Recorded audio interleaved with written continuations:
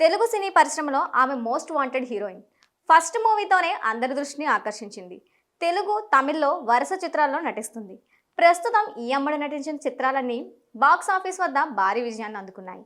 ఈమె నటించిన చిత్రాలు కేవలం 4 నెలల్లోనే 850 కోట్లు రాబట్టాయి.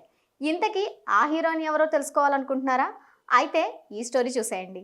4 నెలల్లో వరుసగా 3 బ్లాక్ బాస్టర్ హిట్లు కొట్టి బాక్స్ ఆఫీస్ దగ్గర లక్కీ హీరోయిన్ గా వెలిగిపోతుంది. ప్రస్తుతం వరుస హిట్లు అందుకుంటూ తెలుగు ప్రేక్షకులకు దగ్గరైన ఆ హీరోయిన్ ఎవరో కాదు, మీనాక్షి చౌదరి. నిజానికి మీనాక్షి చౌదరి డెంటిస్ట్, తండ్రి ఆర్మీ. నటనపై ఆసక్తితో ఇండస్ట్రీలోకి ఎంట్రీ ఇచ్చారు. విజయ్ ఆంటోనీ నటించిన కోలే సినిమాతో తరంగేట్రం చేశారు. ఆ తర్వాత తమిళ్లో పలు చిత్రాల్లో నటించారు. ఇచట వాహనం నిలపరాదు సినిమాతో తెలుగు తెర కథానాయికగా పరిచయం అయ్యారు.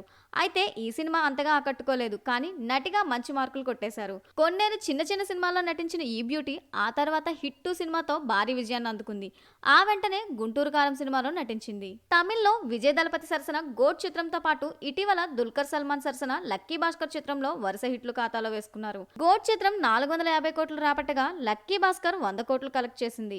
ఇక ఈ ఏడాది వెంకీ సరసన సంక్రాంతికి వస్తున్నాం సినిమాలో కనిపించింది.